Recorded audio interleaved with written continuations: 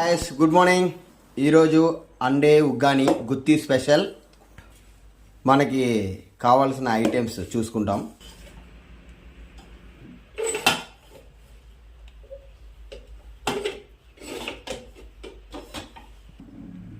అండా ఉగ్గాని కాబట్టి కొంచెం ఆయిల్ ఎక్కువే పడుతుంది.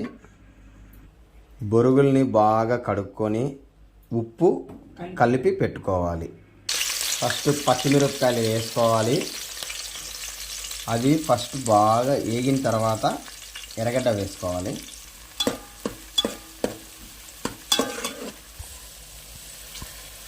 తర్వాత ఎర్రగడ్డ కరివేపాకు కలిపి వేసేయాలి. పచ్చిమిరపకాయలు వేగిన తర్వాత బాగా వేగి ఆ కారం అంతా నూనెకు పట్టాలంట.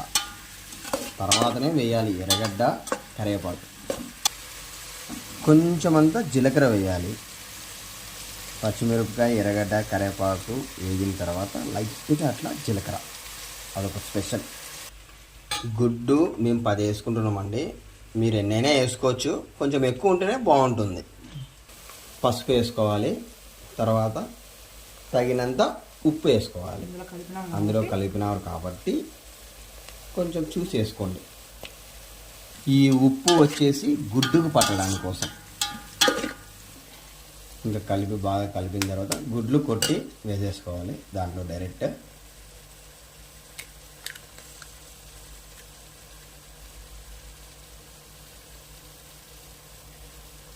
గుడ్డు అలాగే వేసిన తర్వాత ఇప్పుడు టమాటా వేయాలి. Small change.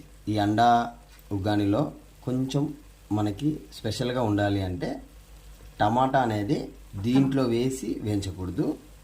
పక్కన అదే పనిగా కళాయిలో వేసి వేగిన తర్వాత వేయాలి. అదే టేస్ట్. ఆయిల్ వేసి లైట్గా బాగా వేగిన తర్వాత స్మాష్ చేసి వేయాలి. ఎందుకంటే ఆల్రెడీ ఆ పచ్చిమిరపకాయ ఎర్రగడ్డ అవన్నీ వేసింటారు కాబట్టి ఆ స్పెషల్గా ఉండదండి. అందుకోసం ఇది వేసి బాగా వేగిన తర్వాత దాంట్లో వేయాలి. చూడండి ఇంత బాగా ఇదేంటంటే గుడ్డు అంతా. మీరు అనుకోవచ్చు ఎర్రగడ్డ పచ్చిమిరపకాయలు వేసిన తర్వాత వేయాలి అనేసి. కాదు, దీనికి స్పెషల్ అదే. సపరేట్గా వేగిన తర్వాతనే వేయాలి. టేస్ట్ వేరుగా ఉంటుంది, పచ్చి వాసన రాదు.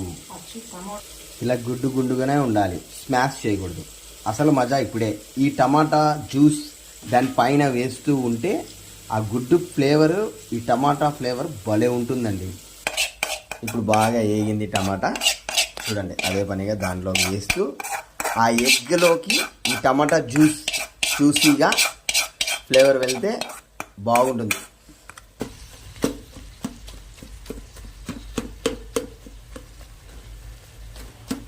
ఇప్పుడు కొంచెం మిరియాల పొడి అండి.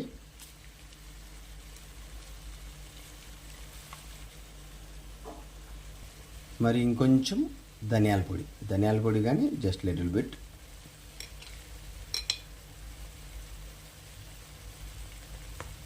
కారం పొడి కానీ చాలా తక్కువ వేసుకోవాలి. ఇవన్నీ గుడ్డుకి బాగా పట్టేదాని కోసం మాత్రమే. వేసిన తర్వాత బాగా మిక్స్ చేయాలి. చూడండి కలర్ ఎలా ఉందో, సూపర్గా ఉంటుందండి టేస్ట్. మా గుత్తి స్పెషల్ ఇది.